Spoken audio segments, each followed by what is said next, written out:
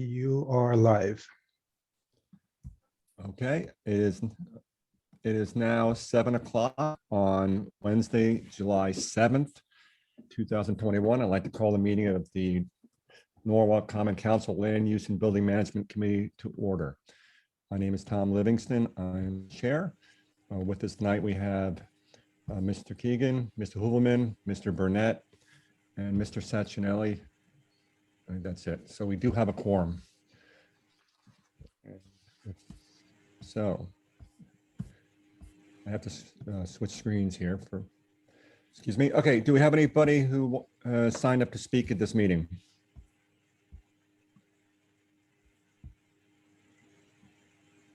Nobody email me. I don't have anything from Nobody? anybody. Do we have anybody Waiting. who's No raised their public hand? attendees. No. No public attendees? No. Okay, nobody else has received any communications they need to share? Okay, then I will close public participation and move on to the approval of the minutes of the previous meetings. We'll approve each one separately. The first one we'll approve is the minutes of the meeting of the committee on June 2nd, 2021. Do I have a motion? Thank you, Mr. Keegan. Any changes, revisions, additions? All right, seeing none, all in favor of the minutes as posted. Okay, I see everyone except Mr. Burnett. Mr. Burnett, you want to abstain? That is correct. All right, thank you. So we have 4 in favor and 1 abstention by Mr. Burnett. Next is the minutes of the meeting, also in June 2nd. This is a joint meeting with the Facilities Committee of the Board of Education. Do I have a motion? Thank you, Mr. Hooverman. I do have a comment on these minutes, and this is on, excuse me again, switching screens. This has to do with the discussion of the authority of the building committee, and it says $450,000, and it's actually $400,000. Alan, I think, trying to find where that is. Okay. Sorry, Looks like it's page 2, second paragraph. is that it? Thank you. Good evening, Tom. I'm here. I was on. Oh, thanks, Kadeem. Attendees. I don't know what happened, but Oh, thank you I'm for sorry. moving I'm in. sorry, Kadeem. Okay, let the It's record okay. reflect that Mr. Roberts is in here now. Okay, so he'll change that in the second paragraph, page 2 to 400. Any other comments? Seeing none, all in favor, please indicate by raising your hand. I have Mr. Keegan, myself, Mr. Hooverman, Mr. Sachinelli, Mr. Roberts in favor. Abstentions, I assume Mr. Burnett. Okay, okay, that's that. So now we'll move on to the agenda. First item is the review the request to approve new action for the City Hall Passenger Elevator Improvement Project and refer the following to Common Council for action. A, rescind Common Council action of May 11, 2021, item 7D, 4A, and 4B, which authorized the execution of a contract with Dyson Group Elevator Corporation for the Norwalk City Hall Elevator Modification and Upgrade Project. New action B, authorized the Mayor Harry W. Rilling to execute a contract with Dyson Group Elevator Corporation for the Norwalk City Hall Elevator Modification and Upgrade Project for a total not to exceed $202,000, account noted. And C, authorize the Office of Building Management to execute change orders on contract for a total not to exceed $20,000. Do you have a motion? Thank you, Mr. Burnett. Alan. Yeah. Thank you. This item came to land use. I think it's 2 months ago. I guess in May. Right? Yeah. And we have a discussion about it. This is a little bit of a single source because elevators kind of safety is always a concern, whether it's real or not. Regardless, it's a safety concern thing. So we didn't want a different maintenance vendor, which we went out for proposal some time ago, and to be in a different elevator come in to fix it and then maintain it with a different company and safety issues and what works and doesn't work. It's a bit of a sensitive area. So we agreed, I presented the committee as well as Common Council agreed that let's go single source and with the contractor that we have currently working for us. As we go through the contract phase, two things I learned or we learned is that because we got proposal from them, since it's over $200,000, over $100,000, so we required to meet state wages. So since then, we want to get wages. The problem is the state has a very specific requirement that the price that they come in after we get the wages. So that's one of the reasons we're doing this. The second reason is that when we first got the proposal from them, it did not include a performance bond. By state statute, over $100,000, state required performance bond. So since then, there's 1% of the contract amount. So we added that on. So basically, the dollar amount changed $2,000. But it is required new action because of the sequence of state wages had to arrive before we approve it. So that's why we had to redo this action. But Alan, the state wages didn't change the cost of the project. It seems what No. changed it was the bond. Right, it was the bond. Yes, they because the elevator company is very highly regulated in terms of labor-wise industry. So all the folks, all the technicians and all, is fully complied with all this union wages and stuff like that. So it's just that they're even higher than the state wages. So that doesn't change the price because they only do. I mean, they are state wages typically. Any other questions, discussion? Seeing none, a call for vote. All in favor, indicate by raising your hand. It is unanimous. Thank you. Thank you. All right. Let's move on to the next item, new business. Item A1, review bids for the restoration and painting of the cupola at City Hall and refer the following to the Common Council for action. A, authorize the mayor, Harry W. Rilling, to execute a contract with GL Capasso, Inc.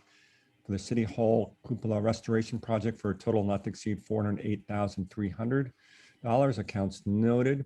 B, authorize the Office of Building Management to issue change orders on contract for a total not to exceed $40,830. Do I have a motion?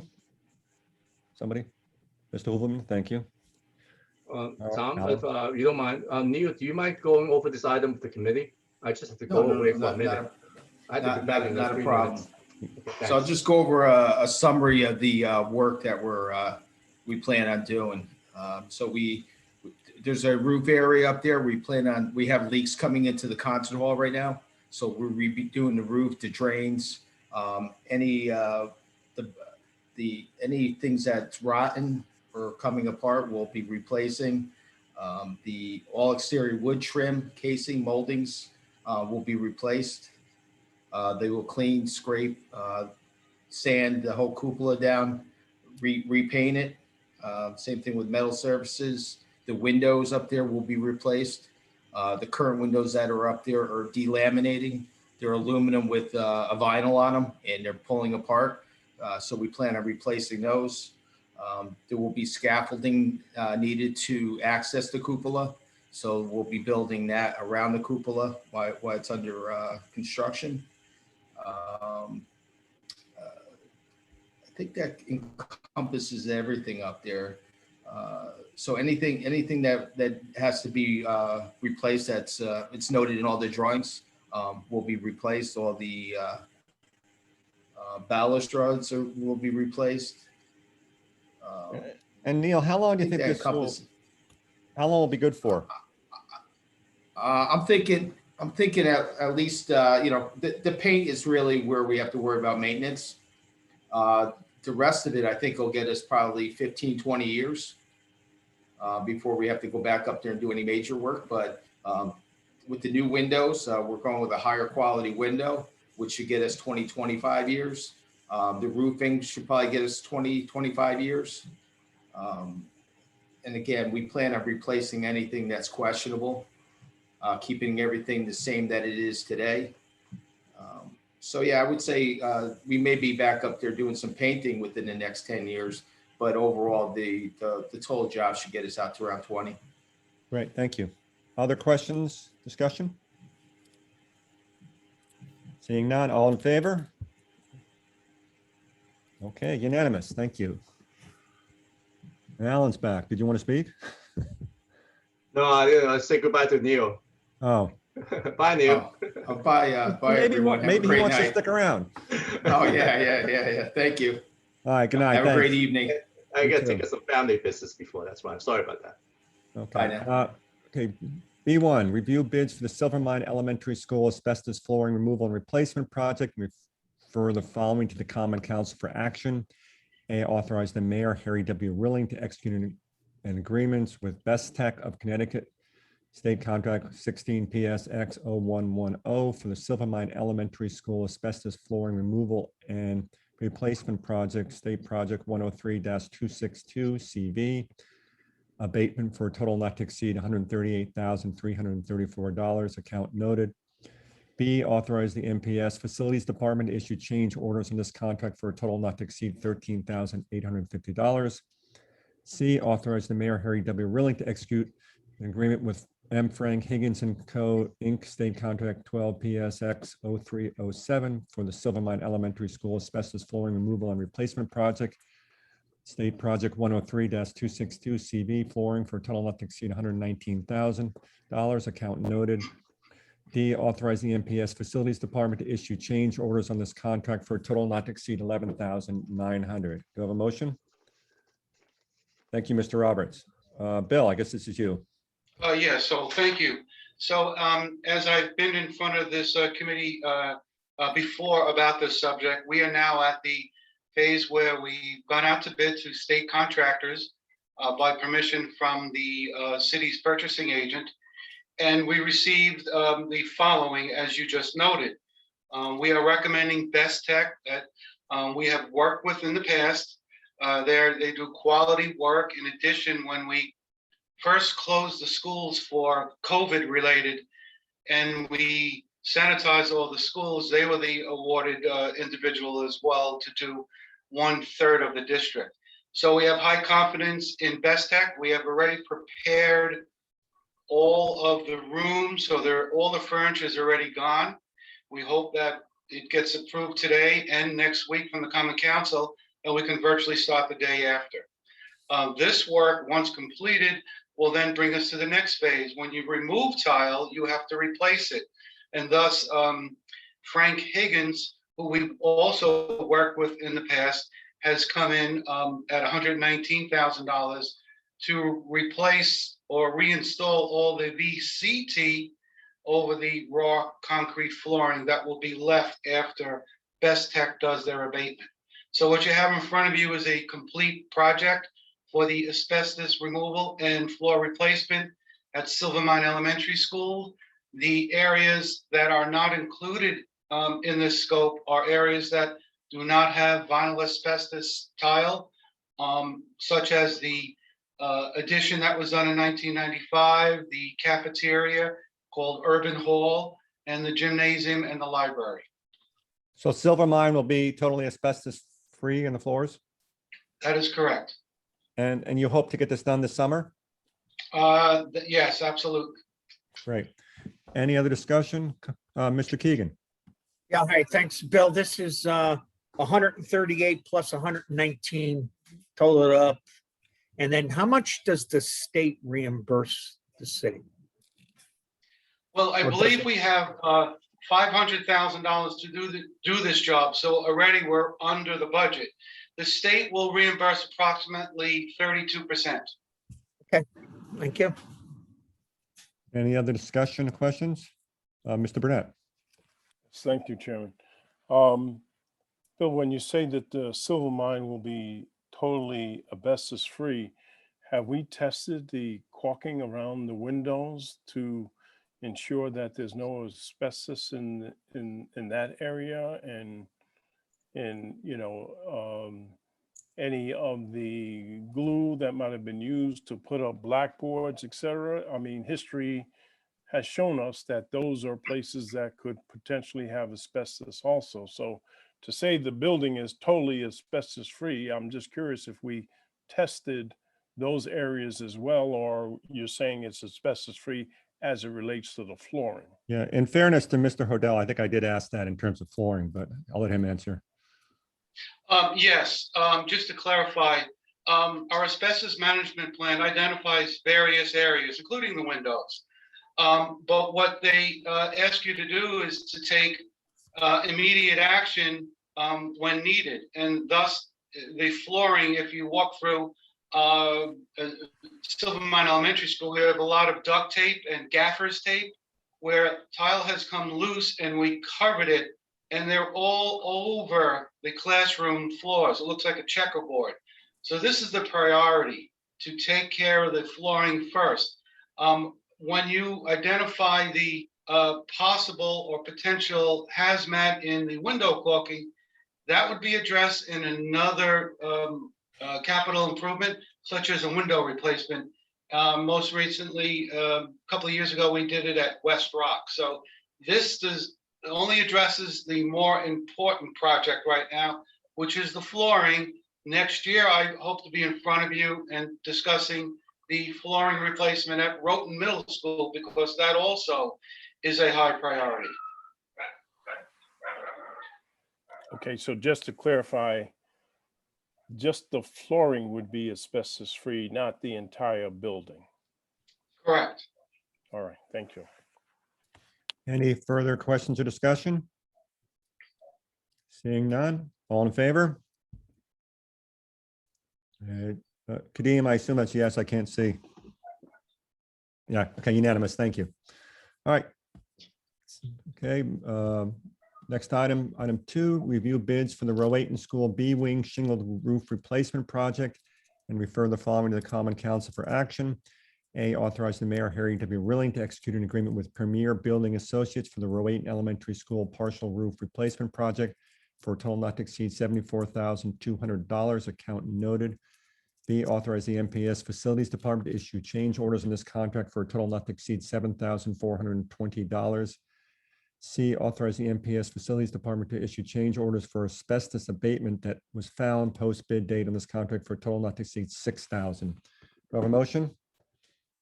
Someone? Thank you, Mr. Keegan. Alan, is this you or Bill? This is me. So if for those of you who are familiar with Rowayton Elementary School, there's a mixed bag of roofing types. There's slate, there's flat roof, there's gravel roof, and there's asphalt roof. There's also, I believe, a white roof also on the new edition in 2015. What we have here in front of us is B-Wing, which is a peaked roof, and it's asphalt roofing that dates back to the 1970s. And we have been, each rainfall, we get more and more leaks coming in. So it has come to a point where we need to replace this roof sooner than later. By reviewing the roof, which is noted here, it was then identified to us that just the flashing, roughly 50 linear feet of flashing, which is a copper or a aluminum flashing on where the masonry wall meets the asphalt shingles. Those have mastic, which is glue that tested positive for asbestos. That's part of the job, so there is a slight addition there, but by and large, the priority here is to replace the roof so we prevent any more leaks into these back area classrooms. Again, if you're familiar with Rowayton, this is the B-Wing, which faces the rear parking lot at Rowayton. Okay, thank you. Any questions, discussion? Seeing none, all in favor? Unanimous, thank you. Okay, school construction projects update. Jim, you're up.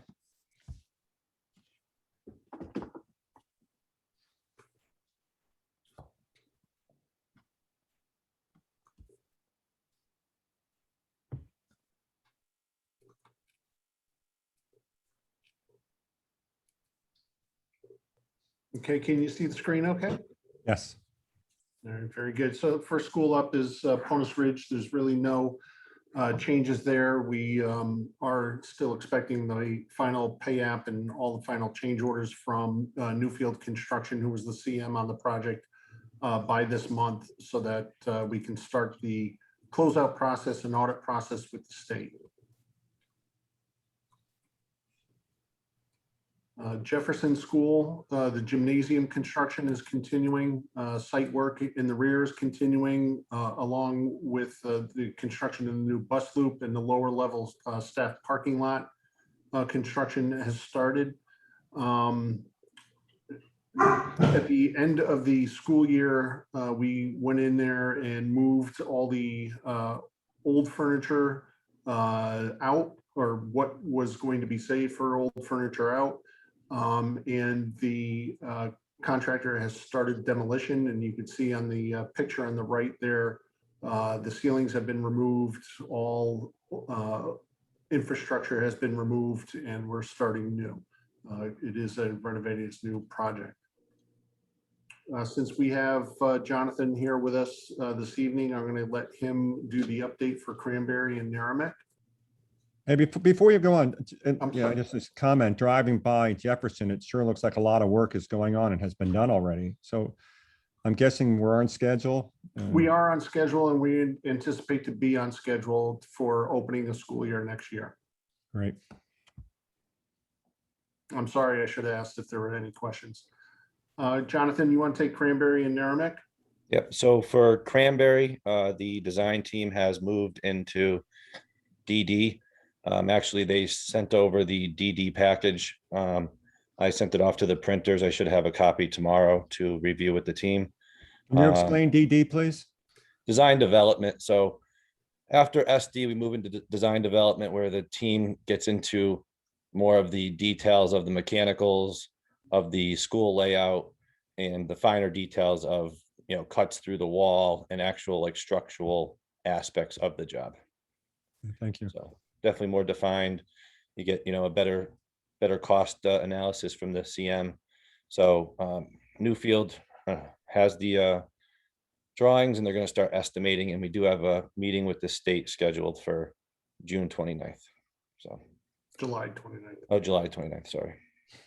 And with us completing, we're looking to schedule another building advisory committee meeting coming up soon. I think the principal, it's on vacation, so as soon as come back, we're gonna schedule it so that we can provide a very good update where we are.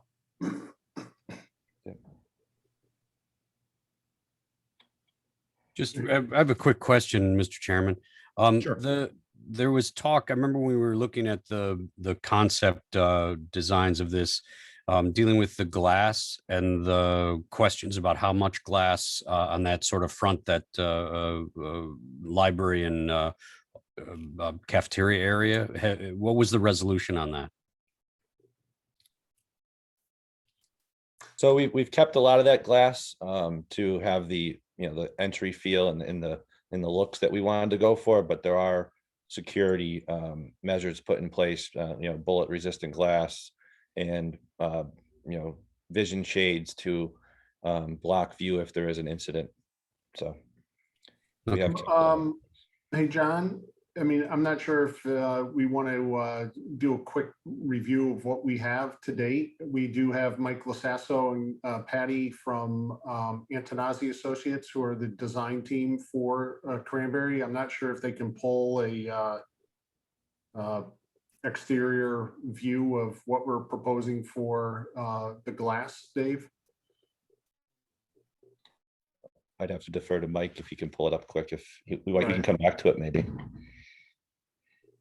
All right, so we'll continue on, and I'll see if Mike Lasasso is able to pull up where we are presently with the design. Great, thank you. We have some recent renderings. If you can give me just a minute, I'll bring those up. All right, so Mike, we're going to continue on with the update then. So Let me know when you're ready. So Jim, we're on schedule though with Cranberry, right? Yep. Yes, we are on schedule with Cranberry. I'm sorry. And we're looking to go to bid in January, I think it is, right? We're looking, no, February, March. Okay. Okay. And the project is gonna go construction about a year and a half, so we're going 2020. 23, August of 23.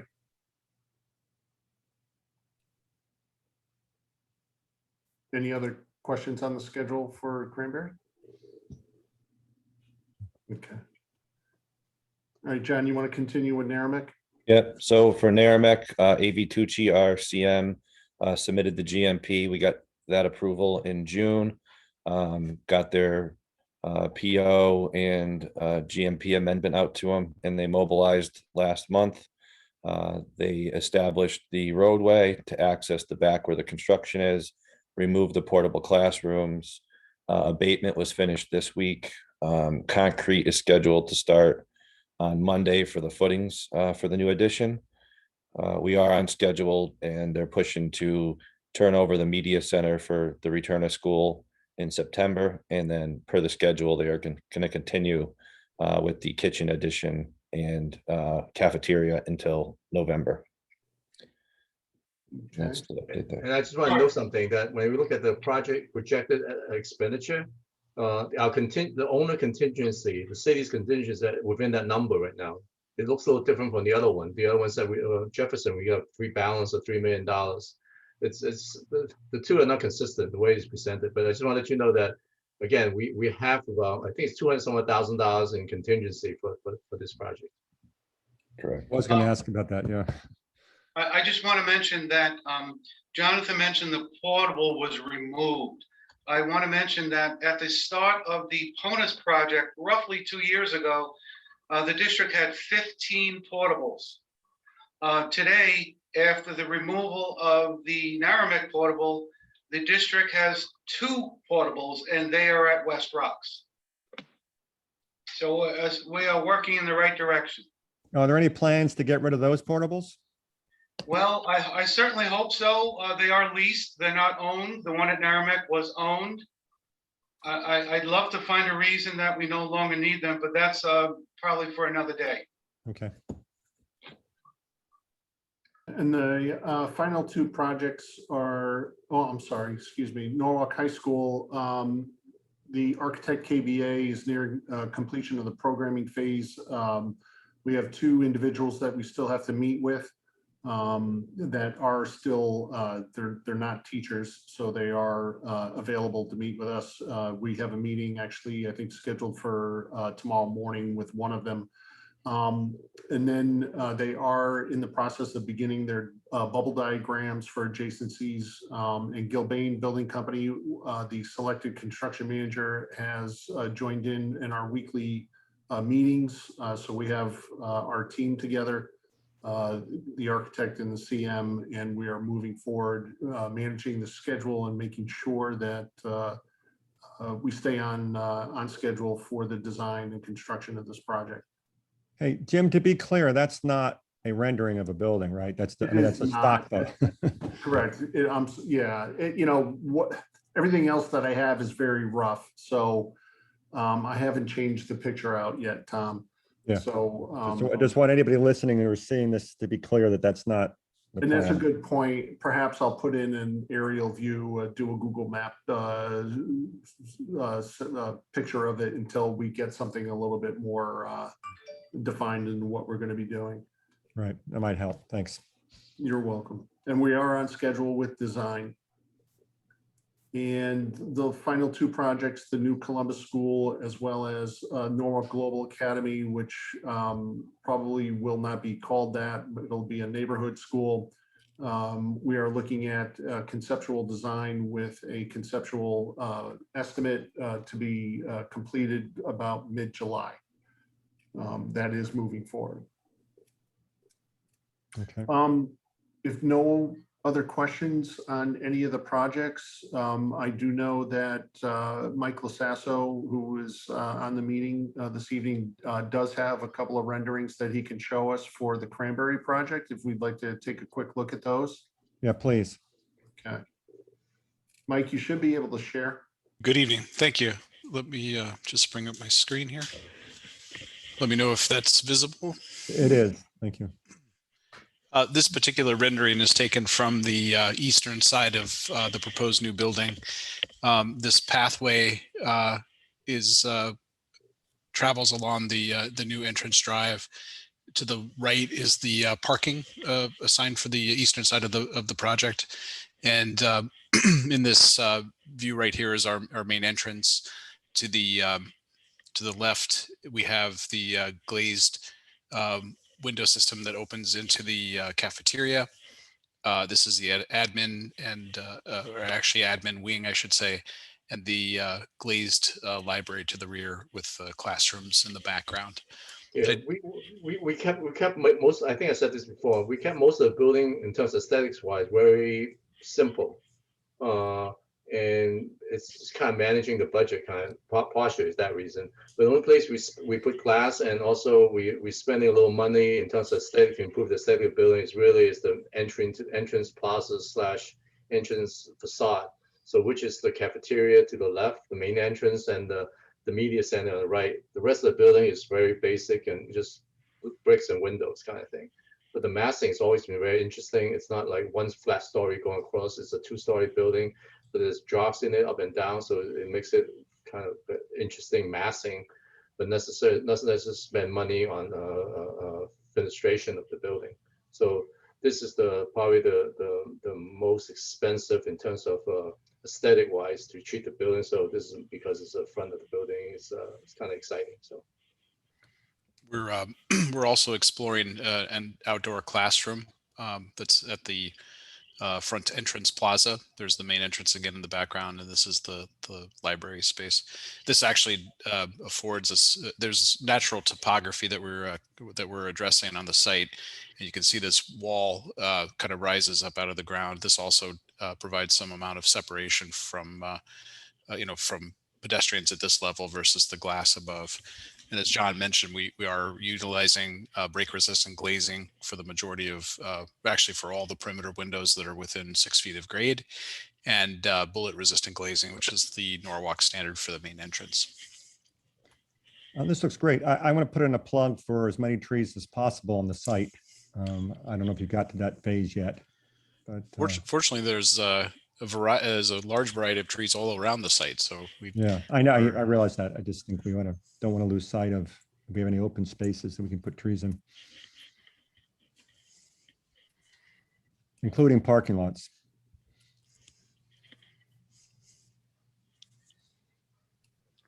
Very good. So if there are no other questions, I'll return the screen back to you. No, thank you for showing us that and explaining about the glass. I appreciate it. My pleasure. Thank you. Thank you. Okay. Anything else, Jim? No, we're all set unless there's any other questions. Any questions for Jim before we move on? Okay.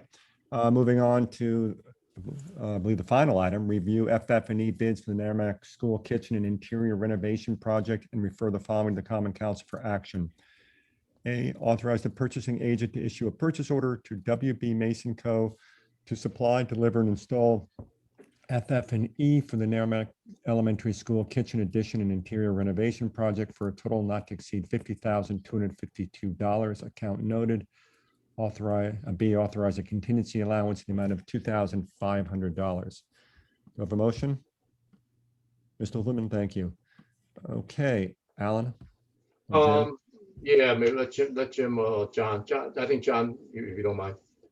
Yep. I also have Patty from Antonazi on this evening and Mike to go over any questions you may have regarding the FF&E, but we did go out to bid and got proposals back from a few different vendors, and Patty did a good scope review of the FF&E package, mostly pertaining to the media center, because the school got new student cafeteria tables 2 years ago. So we are reusing most of those. We're adding 2 ADA tables and a buddy bench in the cafeteria, but most of this FF&E is for the media center.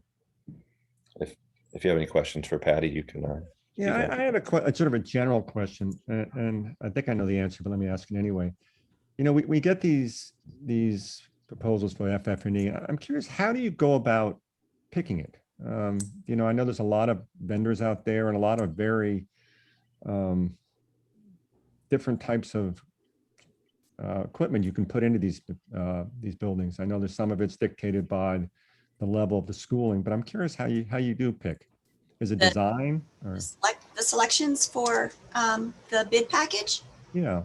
Yeah. So what we did is we met with the principal and the team, and we talked about how they were going to use each space, what kind of activities would go on in the media center, and we made recommendations and we presented it. and we responded to any changes that they had asked for. So basically the end users kind of drive, drive the program, and then we respond to it. I'm always in touch with the latest and greatest new furnishings available to schools. I work with every dealer in the state, and that's how we approached this. And we went out to public bid, and we got a few bites, and then we reviewed it and made a recommendation. Great, thank you. Any other comments, questions, discussion? I will say that Antonazzi is probably one of the few architectural firms that engages their interior design professionals right at the beginning of the project. And what that does is it allows the interior design to understand the design of the spaces and affords us the knowledge of where to place outlets and data ports and so on and so forth. So that way, when the project is designed, we have a good idea where the furniture is going to be and where we're going to need outlets and things of that nature. So that way, when the project is done and we put the furniture in there, we're not scrambling around trying to add outlets or data jacks or things of that nature. So it is very good to, at the very beginning of a project, there's Patty with the architects and they're, designing the project as one. Thank you. Any other comments? Seeing none, all in favor, indicate by raising your hand. 2, 3, 4. Nick, Kadeem? All right, unanimous, thank you. All right, anything else, Alan? No, we're good. Anything else? Anybody else wants to raise? Mr. Burnett? Yes, Chairman.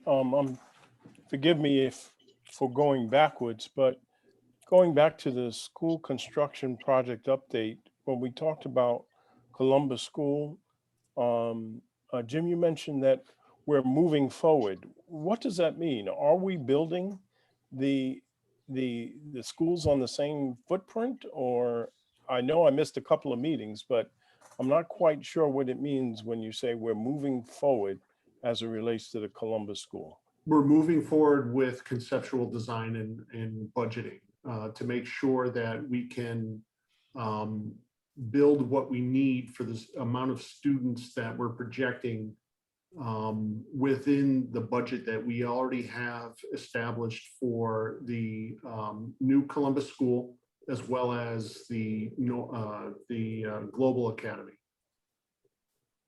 Let me, Jim, pardon me. Let me rephrase it a little bit. We have two projects budgeted, right? One is the old Columbus School, one is the new Columbus School. We were going to, again, as everybody knows, we're going to build a new Columbus School because of site issues and stuff like that. A proposal, a suggestion, I wouldn't say proposal, a suggestion come out about a different piece of property potentially, and we can put both of those schools in one property. Nothing has been approved yet, okay? But that strategy of two schools on the same property, how big the schools, each one of the schools are, how many sections and the grades and stuff like that, it's a responsibility of the Board of Education. So the board at some point had to make the decision to say that, we want to move forward with two schools and one property. And then they would have to come to the city and advise us. And if we are supported, or the council is supportive of it, then we actually have to do a fiscal change, do a special appropriation to delete the current two budgets and combine them together to a new project before we submit it to the state in June of next year. So right now, what Jim is talking about is that we are trying to, it's two parallel responsibility. The board has an educational responsibility to determine what they want. We have, at this point, not in charge of the construction, but have a responsibility to support them, to give them construction numbers and a budget number so that they can help them to make those decisions. So when Jim said we are moving forward with it, we are, I think 2 months ago, a month ago, the Common Council has approved us to go out and really for a minimum scope to hire an architect to go and evaluate a proposed site and as well as the cost estimating so that we can come up with, because combine the two projects, we have about $76 million. So we want to see a site that's about 12 acres big can sustain, or we can place 2 schools on same campus, as well as the $75 million. That's enough money to acquire the property and build the building. So that is our response, the city's responsibility to provide those technical support. So what Jim is talking about is that since the Common Council approval, we've been working with architect and estimator, and by middle to end, I think probably the middle of this month, we will have those answers to see that this scenario is doable. We are basing on some assumption from the Board of Education regarding the number of total number of students. So they can change that number. We look at 750 kids combined for the 2 schools, but it could be 700, it could be 600, it could be 800. But we want to see for 750 students that the budget can support it. So that is what we are moving ahead with. Again, we're not here with any kind of construction. It's just really a conceptual idea to see whether this concept of 2 schools and single property is feasible financially and site-wise. So that's the limit of what we're doing. We're talking about moving forward. Okay, so what we're moving for is to help the Board of Ed and the city to make those decisions to see whether this project can be moved forward. And the next step is I think we have a meeting with the state in September to provide them with some of this information. So the city side, we will have the conceptual plans and the professional engineering cost estimate. And then Board of Ed is supposed to provide not necessarily a full education spec, but they would have to provide a program, what this facility is going to look like, and then enrollment number projection for the entire district. So they have certain responsibility and we have certain responsibility. So we're moving along with our responsibility, and we should be in time to submit that to the state for the preliminary consideration. Okay, because the submission of the application really comes in June of next year, June 30th of 2022. But because of potential land acquisition responsibility and costs and stuff, we want to bring it to the state for the preliminary kind of just talk over the concept with them to make sure that they buy into it, because ultimately for new school, their reimbursable rate for new school is 10% less than the normal reimbursable rate. So our typical reimbursable is at 33%. So this would be a 22 to 23% of reimbursement. Alan, when do you think you can come back to the committee with the so we can have a more fulsome discussion of this, in terms of when you'll have something you can show us? Potentially August. Okay. Again, I know this has always been a difficult thing every time we talk about acquisition of property. So if depends what level of detail the committee is looking for, if we start getting in discussion about the property, until such time we approach a property owner, we really would be an executive session to talk about. It depends what level of conversation you want to have. If you want to get into like the site, a little more site specific and potential, how the potential layout and stuff, then I will request a executive session to review these. Because I don't think in August we'll be prepared to approach the property owner yet. Okay, well, let's talk before then, and I think the committee should get as much information as possible. So I would probably expect to have an executive session. Not that the whole discussion has to be there, but we can do part of it. All right, thank you for that clarification. And just as a follow-up question, so in parallel to the current costs of costing out building 2 schools on a single property, in parallel, are we still pursuing finding a site for the new Columbus School? Is that still a parallel effort, or is that not being addressed at this time?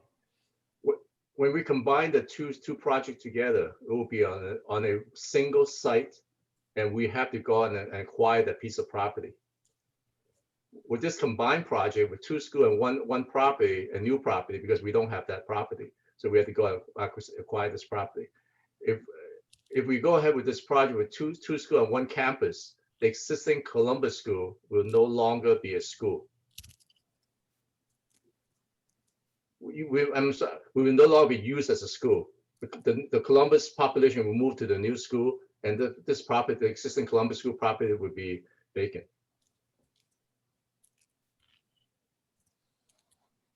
You follow that? So the new Columbus school and the old, we will move the new Columbus school, and as well the second school will be a neighborhood school. So there'll be 2 schools on single property, but they will share the gym and cafeteria, so that we reduce some of our costs a little bit on one single property. So we're not seeking another. So again, we will see one large piece of property to accommodate both schools, but we will not rent. We will not be. The existing Columbus school will not be a use for a school anymore, because we moved the Columbus to the new location. Okay. Is that I see Dave is still wondering a little bit here. No, just sort of following up on what Councilman Burnett was saying, is that we're looking to combine the schools ultimately. Right. Is the plan. So we're not looking anymore for a new Columbus school site and renovating or renovate as new old Columbus. Right. That pathway is not a part of what we're doing. Okay. Correct. We will look for a new site for the combined one site for the combined A new site for one combined right campus. for 2 schools combined, 1 campus. Okay. Okay. Any further? Again, I'm sorry. The reason why this is very complex. So what comes first? A little catch-22 sometimes. What comes first and stuff. The way the current budget is set up is actually 2 separate projects. Like Jim said before, one is for IB for what your academy. It's the IB International Baccalaureate Program kind of thing.